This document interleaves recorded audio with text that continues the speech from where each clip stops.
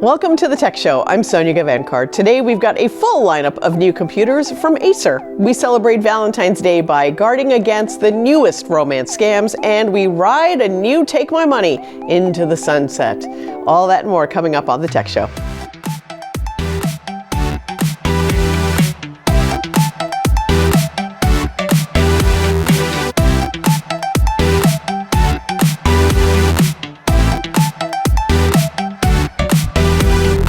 Time for the latest.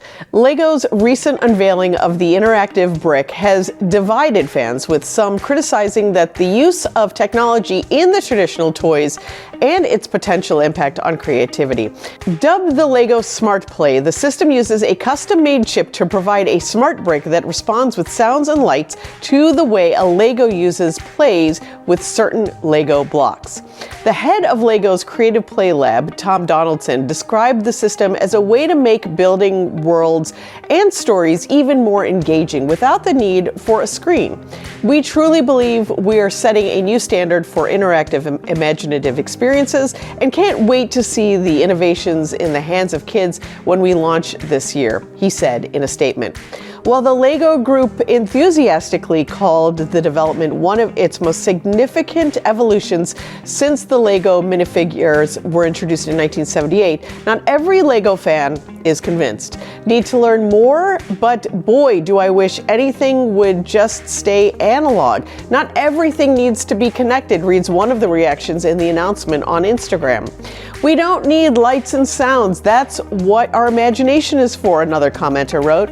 However, Tom de Bricker, the head of the Belgian Lego enthusiast group, Belug, says creativity is a common characteristic of Lego users, and it's likely they will find their own way to use the smart brick. That is actually something typical of our community's free imagination, he told the Brussels Times. The possibilities for movement, interaction with our smart bricks, color, and lights are immense, so I'm already looking forward to it. In the market for a hydrogen-powered vehicle, you may want to think twice before considering the Toyota Mirai. A lawsuit filed against Toyota by owners of the vehicle states it is a nightmare to own, as there isn't enough reliable infrastructure to keep the car fueled, among other issues. While that suit is ongoing, some drivers say they've faced even more hurdles put in their path by the company, with many owners paying hundreds of dollars per month for a car they say can't drive. Toyota told them to hold off on making payments until the suit has been resolved. However, despite what seems to be a gesture of goodwill, Toyota has been accused by multiple Mirai owners of not only continuing to demand payment, but also sending those who stopped payment to collections, despite written assurances they would not do so, said attorney Jason Ingber, who represents many of the plaintiffs. He said, "This was a big relief, and then with the uncertainty of it, some now have gone back to some people threw their arms in the air because they already got negative credit reports. This is a fiasco within a fiasco that's really cruel, in my opinion," he said. Toyota did not respond to multiple requests for comments and additional information, but multiple Mirai owners told KTLA News that they'd been impacted financially and personally by what they describe as a broken promise by Toyota. Some drivers said they'd cleared up the issue by contacting Toyota representatives, of which had somehow missed notes on their accounts indicating that bill payment was being paused and they were not to be sent to collections. Others, however, still saw their credit scores impacted after Toyota reported them to the credit bureaus for failing to make payments. What a shame. We'll be back in 30 seconds.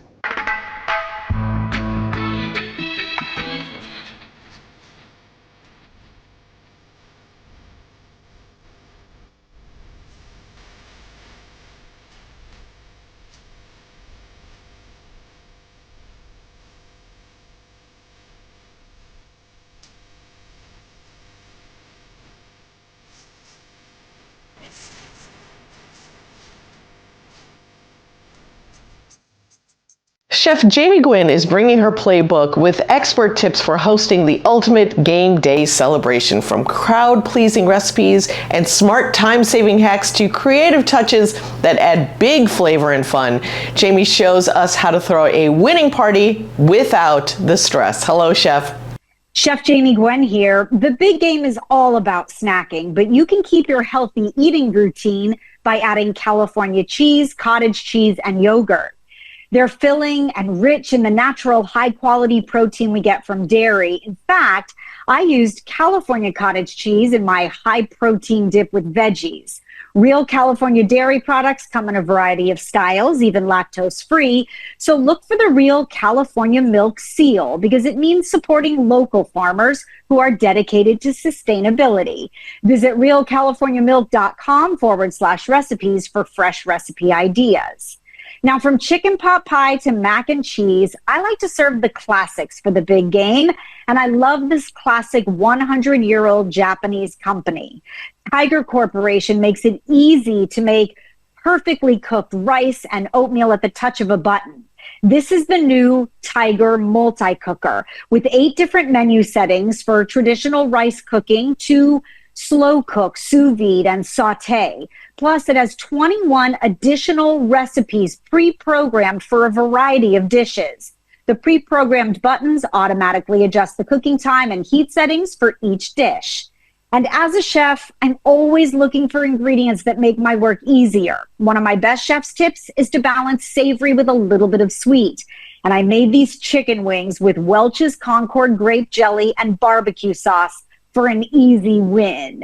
Welch's is made with real U.S.-grown Concord grapes and supports hundreds of American family farmers. 100% of Welch's profits go back to their grower owners. It's that unmistakably bold, sweet, straight off the vine goodness, and it's a natural fit for big game spreads, bringing that feel-good flavor together when you're cheering on your favorite team. For more information and recipes, go to dailylounge.com. Back to you. Thank you, Chef. Enjoy the game. We'll be back with more of the Tech Show in just a minute. Stay tuned.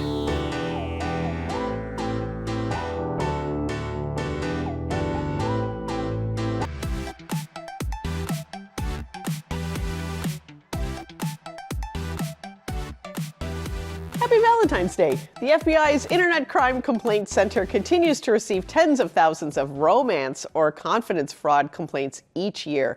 In the most recent data from 2024, IC3 received 859,532 total complaints of suspected internet crime, with reported losses exceeding $16 billion. Those figures only reflect reported incidents, meaning the true impact is likely significantly higher. Luckily, we have Marni Gibson, president of the North American Securities Administration Association, here to point out red flags and help us protect ourselves and others. Hello, Marni. So first of all, thank you for having me. This is certainly a timely topic, and we are starting to see a significant amount of these romance scams that are really increasing because of some of what you mentioned. If we're talking about artificial intelligence, we're talking about some of the new techniques that scammers are using to really loop in individuals into what we call romance scams. Who is the most vulnerable to these scams? So typically, I would say anyone. So anyone is vulnerable to a scam. And you're probably asking, why is that? Because fraudsters use any method that they can to really loop in consumers into these scams. So if you have a phone, if you have an email address, then a scammer has a way to reach you.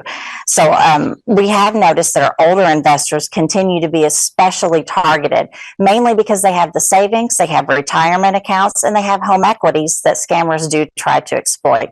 Social media is really now the #1 way that individuals are being contacted. So what I can really say is, if you have a phone or if you have an email address, you're susceptible to these. Is it always about money? You know, on its face, it doesn't seem to be about money, but the reality is it is about money. So the scammer will really talk to the victim and convince them that they have a romance, that they have some sort of budding relationship. But what's really happening is the scammer is trying to get them comfortable so that they can go after their money, or get them to invest in some product that they have. So money is typically the root of these investment scams. What are some red flags and how can we share them with people we think might be victims of romance scams? You know, it's unfortunate, and I feel like almost all of us have a friend, have a relative that is encountering this romance scam in some way, shape, or form.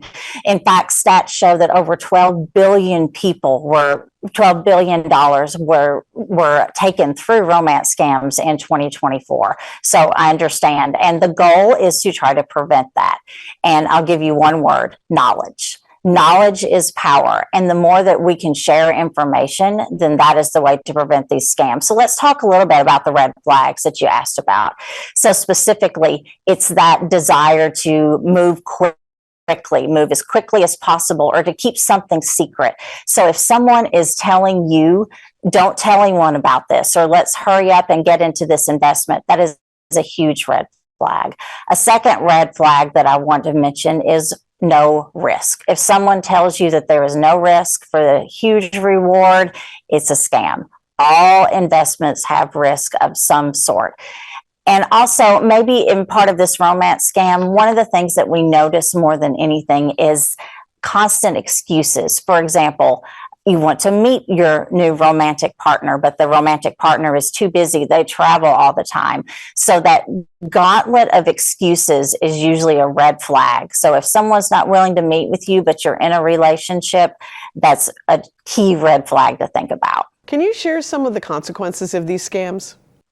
So, you know, we see a lot of these complaints and we see a lot of these stories, and the consequences are usually a complete loss of funds.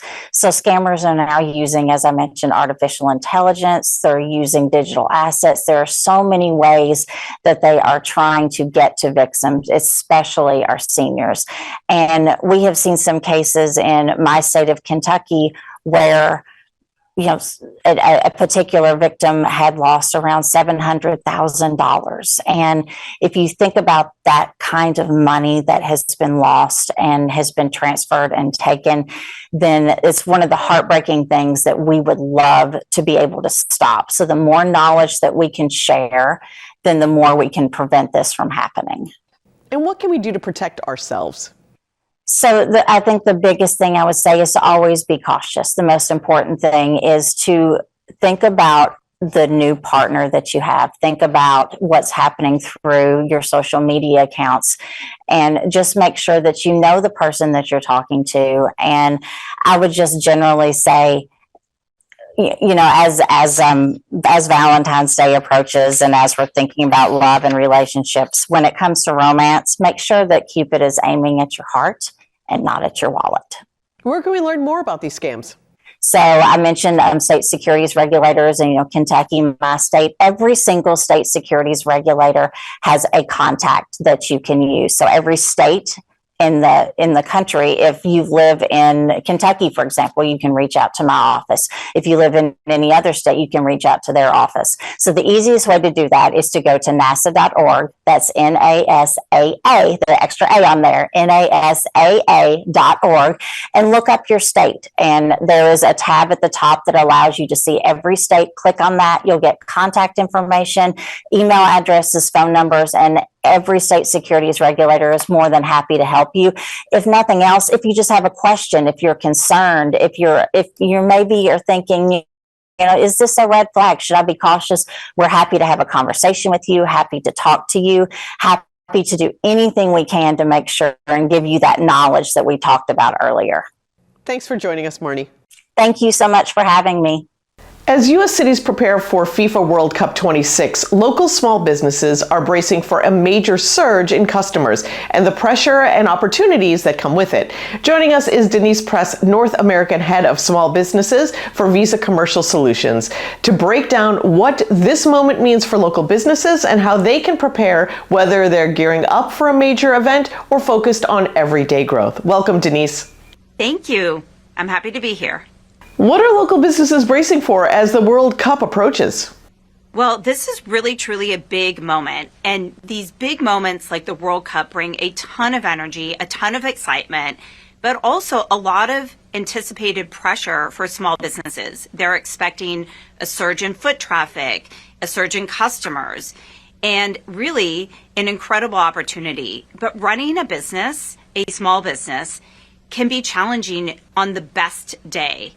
So in anticipation of the World Cup, we have stood up Visa in Maine. Visa in Maine is built and designed for every day to support small businesses and to help them address their three key challenges. And those challenges that we hear from businesses day in and day out.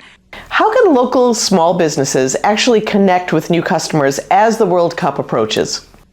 The kind of tools that they'll want to have in place are the tools that will help them address what will be a fast, high-paced, high-demand environment. They'll want to have reliable digital tools that will help them with strong security and fraud protection, real-time tracking and inventory, anything that they can have to help them run their business smoothly. Please visit us at visa.com/Visa and Maine.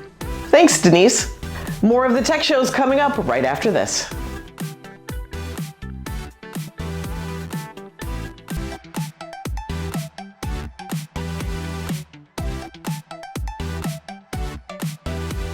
Welcome back to the Tech Show. YouTuber Jared Gross Jr. brings us the craziest robots from CES 2026. Which one do you want in your home? Can you talk to me about some of the limitations? Because I found them particularly impressive in terms of how much this thing can lift, what conditions it can work in, because we're already at some really impressive stats. Yeah, so Atlas can lift up to 110 pounds instantaneously and closer to 70 kind of continuously. So we designed this to handle the dull, dirty, dangerous tasks, the things that are really backbreaking for people to do. It can operate for 4 hours on its battery life, swap its own battery so it can work continuously. Atlas can operate in the rain. It's IP67. It can also handle -20C to 40C. Atlas has these joints that can spin all the way around. And so we're inspired by the human form, but not limited by it. How do you see these units coexisting with human beings in the future? So we're not trying to make a robot person. We're trying to make this tool that's relatable, that's understandable, and you know, the choice of the head kind of like whimsical and inviting. It's actually a modular head with the sensors and computer on board. So we've learned from the autonomous vehicle industry about how you can really reliably detect people and hazards around the robot, and the robot has that built in. So behind me is a company that's gone totally viral because of its robot's crazy fighting moves. Let's check out Engine AI. This year we bought the two model. One is a PM, and this guy is 1.38 meter tall, with 24 degrees of freedom, and the total weight is 40 kilo. So this guy can do very flexible movement. This show is Money Keep Rolling. Oh, okay. Americans eat an estimated 350 slices of pizza every second, and award-winning chef and Guinness World Record holder Tony Gemignani is sharing his secrets for making authentic Italian-style pizza at home. Hello, Chef. How you doing? Can you tell us more about the pizzas you're showcasing for us today? Yeah, so we have 3 pizzas that are on board Alfredo's on our Princess cruise liners. And the one to the right has a soppressata picante. It's imported from Italy. It's on a bed of flour, on a bread of dough that's actually made with Caputo flour, 00 flour that's imported from Napoli. Shea Parmigiano Reggiano, it has arugula and a house-made hot honey. The one in the middle here is a pizza that won on the Food Network. Won the gold medal. It has prosciutto di Parma, so imported from Parma, Italy, Shea Parmigiano Reggiano, a balsamic glaze that's imported. So as I start saying these pizzas, you're going to hear from Italy, made in Italy, imported from Italy. Yes, we recently got a certification, the Ospitalità Italiana certification. That means that a group from Italy said, hey, this pizza is authentic, it's Italian made, and that's really what's important to us. And this pizza won on the Food Network a while ago, and I said, okay, let me go ahead and showcase this one. I think it's going to be everyone's favorite, and it has been. So you have a veggie pizza here. If you're a vegetarian, mushrooms, onions, goat cheese, imported Castelvetrano olives, a little bit of lemon to make it pop. These are 3 pizzas that are most popular. They're showcased on Princess, and we're very proud of it. 3 years they said, how do we elevate the pizza program? And here we are today, and Princess is the only one to have that certification. What are your top tips for making authentic Italian pizza at home? So authentic Italian pizza at home, go to your grocery store, look for imported ingredients, look for a flour that you can cook in your home oven. But, you're saying, okay, I'm cooking at 500 degrees. What can I do? Add a little bit of sugar to that recipe, some low diastatic malt, maybe some honey. Allow that to caramelize and brown, but look for putting ingredients on after the bake. I said prosciutto di Parma, I said arugula, I said shaved Parmigiano, and this could be serrano peppers, banana peppers. It can go on, but look for putting ingredients on after the bake. And people think that all the ingredients need to go on in a home oven before the bake. It's really what goes on after the bake that makes it less soggy, makes it crunchy, makes it crispy. So that helps a lot. How do you choose the right ingredients and techniques to get that classic pizzeria flavor? Well, mozzarella is important. It's a foundation to some of our, almost every pizza, but a low moisture mozzarella, maybe high in fat. Look for not so much a part skim, because the higher fat, the better it bakes in your oven. So sometimes you'll see cheese pizzas come out that are just scabby and brown and don't look good. Well, look for a low moisture mozzarella. That'll help. Look for imported ingredients, Italian ingredients, I think, that are the best. And if you're using vegetables, if you're using something like tomatoes, are fruit. They can go on after the bake. You use sliced cherry tomatoes and put it on as a finishing ingredient. So remember, not all the ingredients need to go on before the bake. What beautifies, we eat with our eyes, and really what's important, what goes on after the bake. Where can we go for more information? Princess.com. Visit princess.com. It'll have all the voyages that go to the Caribbean, that go to Alaska, that go to Europe, and you can really see what we're showcasing, and that's an elevated dining experience with high quality ingredients on Princess. Thanks, Chef. Thank you.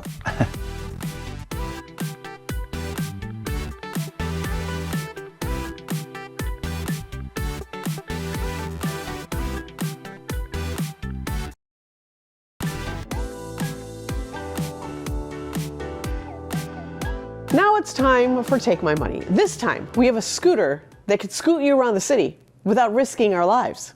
Meet the X-Ride, your seamless all-day mobility companion. Sleek, stable, and built to fit every part of your life.